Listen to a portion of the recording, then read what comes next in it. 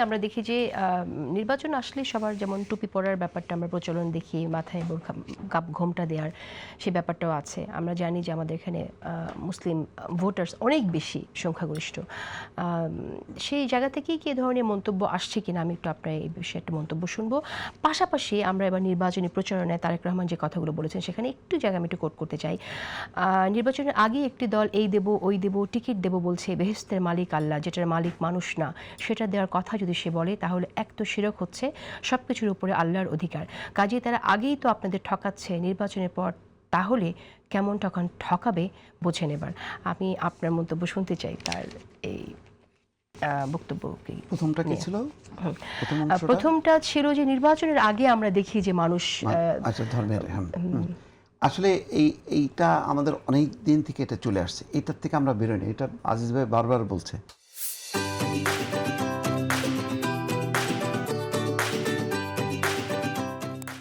যে আমরা ভিন্ন একটা মাত্রার একটা নির্বাচনী প্রচারণা, যেটা তারেক রহমানের, আমি তো কালকে একটা ভিডিও করলাম যে ঢাকা 17-তে যেইটা দেখলাম, মনে হলো যেন একটা বড় জনসভাকে উনি টকশোতে বা আলোচনা সভায় রূপান্তরিত করছে, যেখানে সবার পার্টিসিপেশন আছে।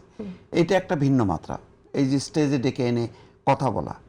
তো এইগুলি তো আমরা আগে দেখিনি। আমরা আগে দেখতাম যে লোকজন সামনে বসে থাকবে আর বক্তারা এসে বক্তৃতা দেবে, এইভাবেই তো চলছিল। কিন্তু পুরো মডেলটাই চেঞ্জ করে দিছে।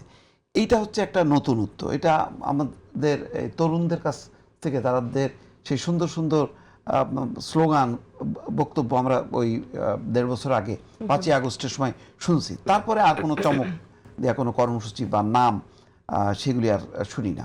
বরং তারেক রহমান আমার ধারণা যে ওই তরুণদের থেকে অনুপ্রাণিত হয়ে এই ধরনের নতুন নতুন বাস্তবায়ন কথা বলছে।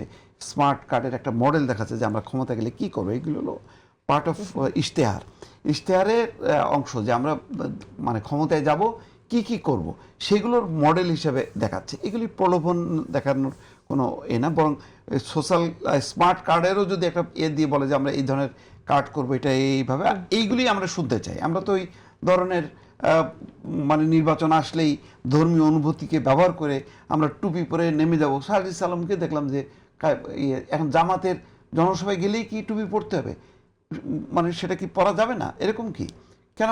অদ্ভুত লাগলো, কারণ সবসময় তারা দেখি যে টুপি ছাড়া। কালকে দেখতেছে যে টুপি পরে বক্তৃতা দিচ্ছে, একটা অদ্ভুত ব্যাপার, মানে কোনো কারণ নাই। তো এইগুলি দেখলে কি চোখে খুব বাধে, এগুলো লাগে যে ধর্ম, আমরা সবাই মুসলমান, এরপরে এখন হলো কে কি করব সেটা বলার দরকার। নতুন করে আমি মুসলমান, কিন্তু আমি কিন্তু ইসলামিক এটা তো সাজার দরকার নেই। এগুলি আমার কাছে মনে হয় যে আমরা পুরনো যে কালচার থেকে, সেখান থেকে আমরা মুক্ত হতে পারি।